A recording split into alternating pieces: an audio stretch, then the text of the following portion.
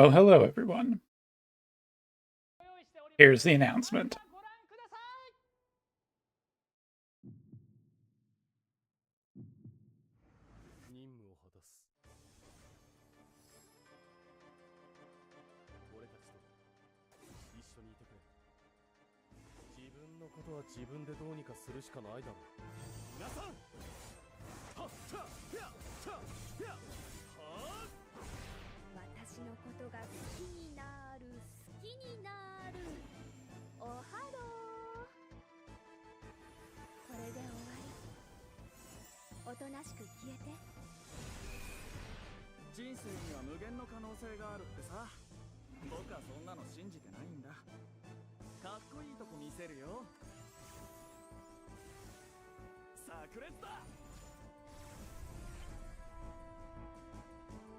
But wait! There's more.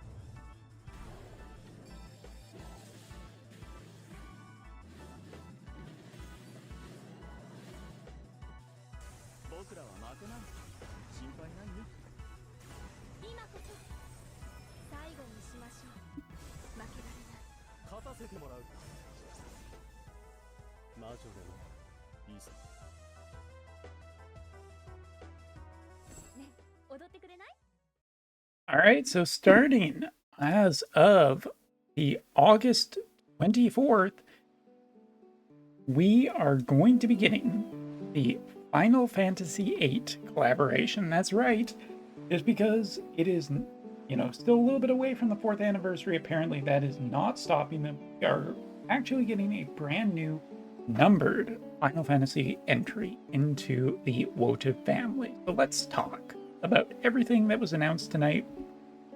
And gotta say, a lot of these live streams end up being pretty disappointing. This was not one of them. So first off, the announcement of Final Fantasy VIII, including Renoa, Squall, and Irving, starting on August 24th for the JP version, and probably soon to follow for global within roughly about 1 month's time, with 2 new vision cards as well, one 70 cost and one 60 cost. You'll also notice that Renoa and Irving are 90 cost characters, and Squall is 100 cost. And before anybody says anything about elements, really doesn't matter here, just because Final Fantasy VIII characters to me are the most flexible, characters of any Final Fantasy almost, because you can essentially build Final Fantasy VIII characters to be whatever element you want. So before anybody complains about, oh, why is this, really kind of probably more related to meta-related stuff. But anyway, I've gotten that out of the way.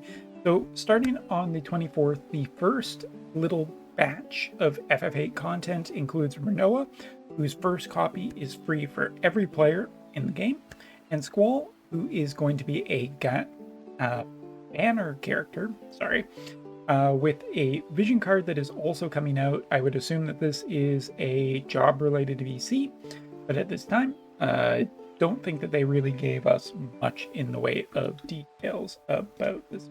I'm even going to just double check really quickly. FF8 Collaboration Seed is a VC for Lightning attribute, never mind, possessing single attack resistance, and Sniper's Loneliness is a weapon type VC that will be given more details at a later date. So yes, actually this is, interestingly enough, going to be an elemental VC, mainly for Squall, so cool. Interested to see how that VC will shape up. But going into details about each of the characters. First off, Squall, obviously a slash type damage character. Main job is a seed. Secondary jobs are going to be Trick Lancer, Fighter, and getting into abilities, starting off with Limit Burst just being probably pretty plain to some people, but interestingly enough, I think it's pretty good. 4 consecutive strikes against a single target unit with a 3-turn Bells effect. That's right, it's literally Bells status effect. directly on a limit burst. So pretty good overall, I think. Now, talking about Squall, he is a lightning attribute avant-garde physical attacker type, possessing of slash resistance, modification, diamond range shaped attacks that increase defense penetration rate, and moves protect status effects. Also, interestingly, he has some sure hit abilities in it. Last not feature is a brand new type ability. Sorry, I'll just scroll down a little bit. Is what is called a honeycomb effect. Basically, the way this works is that the further a unit away is from Squall, the less damage they will do to Squall. So this is like basically going to, it's kind of an aura effect, anywhere from 4 panels away to 7 panels away. If you are 7 panels away, you deal the least amount of damage. If you are 4 panels away, you start dealing more damage, and if you're in that 4 panel range directly towards Squall, then you deal regular damage. Now, you might be wondering, what's the big advantage to this? Well, essentially what this will do is it will force enemies to get much, much closer to Squall, allowing Squall to dish out significantly heavy damage. And given that he has already like less AP generation problems and everything like that, I think that Squall is going to be a serious addition to the lightning element, and possibly even a kind of makeshift tank, but we'll have to wait and see what his hate generation is like and whether that's even possible. But Squall is looking very, very strong and could push lightning into being a serious top meta contender. Things to note about him: he is in the weapon type of sword and knight group. He will have access to barrier breakers from Trick Lancer and the strong arm system from Martial Artist. Limit bursts. Nope, never mind. Sorry, already talked about that.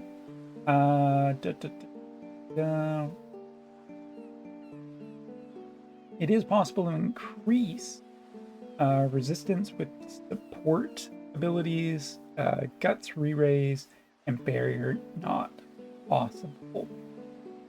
So yeah, we'll find out more details about him in very short order, but Squall is looking to be one of the characters that I'm most interested in potentially getting off this collaboration, mainly because our girl Renoa is actually going to be just a first copy free character. It is 90 cost, but don't let that fool you. This character is definitely going to be making an impact. So Earth Elemental 90 cost Renoa, Princess of the Resistance as her main job. Sub is Grimoire Master and Red Mage. Red Mage having access to Magic Jammer, and Grimoire Master having access to Spell of Shield, so potentially keeping her alive. Now, talking about more details, Limit Burst is a non-elemental magic attack that, as you can see, is big AoE. Let me just see. I have misplaced the details about this, so I'm just going to double check on my phone real quickly, because I cannot remember the extra effect on it. Increasing own mental penetration rate for 3 turns from this limit burst. So basically powers up her offensive capabilities.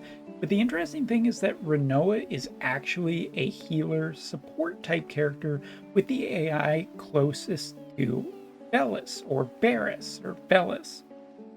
And why is this interesting?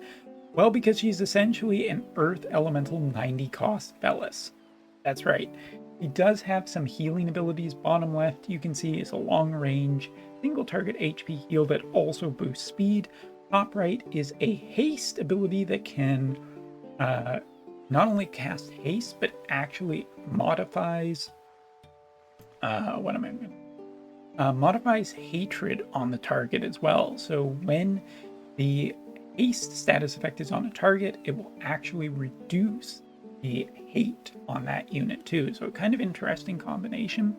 Bottom right is a 2-hit or select 2 unit magic attack that also is sure hit. So Renoa, a lot of different interesting tools in her kit and could end up being just really, really interesting in terms for the earth element and potentially water too, having access to another Velis combination. So cool. First copy of her is free, as we have said, and then we get into the second part of the collaboration. So second part of the collaboration starts on September 1st, goes till the 30th, as you can see. BC with original artwork on it. Cool, love those. And Irving, who is a dark elemental character.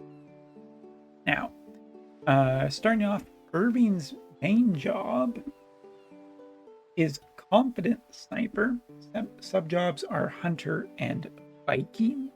I do believe Hunter has access to Triple Arrow, and Viking has Drain Cyclone, which not the most exciting thing, but Irving, interestingly enough, might be.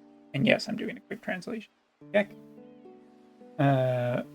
Irving might be the most dangerous character in this collaboration. So first off, defense penetration up for 3 turns off of his limit burst with 3 consecutive damages, large to targets within range, directly ahead, left, right, or behind him.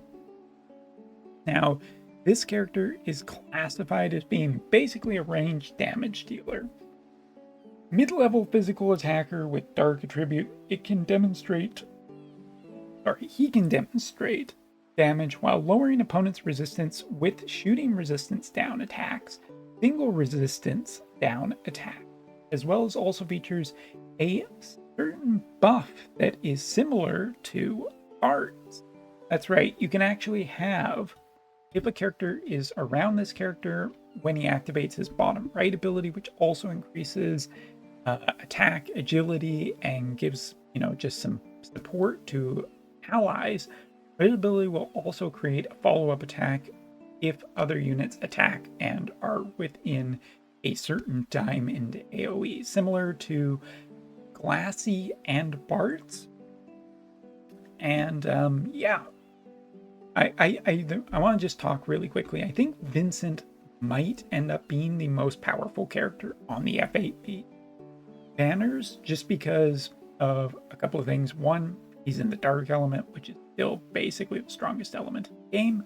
2, he actually really is quite dangerous in combination with other gunners, just because he gives access to some of the strongest characters in the class, shooting resistance down and single target resistance down, which is really scary. Him plus Melnia plus regular Elia might actually be the return of the range meta. Just postulate. Keep an eye on. So 2 VCs, one is Thunder Elemental, one is a job-based VC. We will see the inclusion of, challenge missions, weapon farming. Particularly, we know that Squall will be getting his main heart weapon skin, which is kind of interesting because that's his ultimate weapon skin. So curious that they're giving it to him. In terms of bosses that we will fight, we will be fighting Cypher, who's curiously classified as a water elemental character right now, and against the brothers, the earth elemental summon from Final Fantasy VIII, which is apparently a thunder elemental enemy. Do with that what you will, but probably just type classy, mainly because everyone is getting Renoa, who's an earth elemental character, so they're going to make the boss a light elemental one, just so everybody has easy access to fight this boss.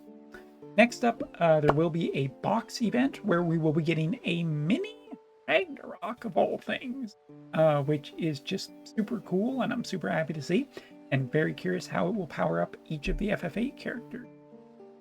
Next up, continuing on, collaboration challenge mission, giving Renoa's weapon. I did not say this earlier, but Renoa's weapon is actually apparently classified as a glove. do with that what you will. Next up, login rewards. Nothing terribly special here that I think is worth talking about. A chance to get some Renoa and Squall shards from the shop. Leveling up bonuses for all of the new characters when they appear in the game. Campaigns. 240 free pulls with 5 guaranteed URs at least for everybody in here from the 24th to the 15th. Campaigns to do with Twitter, not too terribly much to talk about there. New story update coming on September 8th.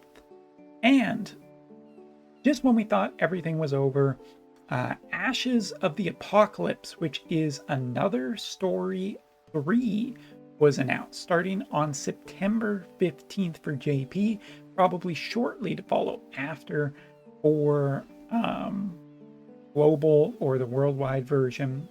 But something to be very excited about, as another story is basically my favorite piece of content from Wotv. So, and this just looks really, really cool already. Story to deal with the 8 crystals and the 8 warriors of those crystals who survive battles and protect the core crystal when a new villain shows up. I want to get this name right, but just in case, the King of Ash, which will challenge these warriors and the truths about the crystals and everything. And boy, does this feel Final Fantasy 16-ish. Yes. So Ashes of the Apocalypse, or as some people in my chat have cleverly called, the Apocalypse of the Vizier. Yes, this will be new story-based content. And as we all know, another story always comes with new characters. And we have been teased with what the new characters will be. And please, by all means, everyone go to town on this. We know that the bottom or the middle left, or middle right, depending on how I'm looking at this, is going to be the King of Ash. But I want to point out the top right character here looks strangely like Dario. Some people have said certain characters look strangely like characters that we already know. So are we going to see alternate reality version? As the story does mention a little bit of other worlds and possibilities, are we seeing here potentially alternate versions of characters? Are we going to see an alternate version Dario, one of the most popular characters out there? Hard to say, but hopefully you're as excited as I am. Last but not least, presents for JP players. I'm sure globalers will probably get this, but don't quote me on that. And that basically wraps it up. That is your recap of everything. So just to break it down really quickly, awesome new Final Fantasy numbered collaboration involving Final Fantasy 8 and numbered 1, which honestly, if you asked me last week, wouldn't have said this was what was going to happen, but there you go. And not only that, but another story 3. We be eating good, but where you're going to spend your resources, guys? Big question. So let me know what you think in the comments below. And one final thing that I want to give a shout out for. Hiroki did appear on the JP stream tonight, mainly to do with some news. One of the JP producers, who you are looking at on screen right now, has actually announced that he is leaving, basically because of family-related stuff. Let's just all take it at face value, because this guy has been, like, despite of how you feel about Wotov's game direction and everything like that, I think that this guy has really brought a lot of energy and tried to stay very positive and keep, people who are happy, feeling happy. I think it's absolutely worth giving this guy a shout out, because, it's very easy to be negative, but there are people who have, fun with this game, and we have fun playing this game. We do get frustrated, we do get annoyed with the cost and everything like that, but you know, there are human beings behind this, and this guy was definitely positive to have on the streams and bringing a lot of energy, which is always good. So just wanted to say, you know, shout out to him and everything like that. And for globalers who have stayed to the end of this video, look who it is. Anyway, so thank you so much for watching. Take care. And see you next time.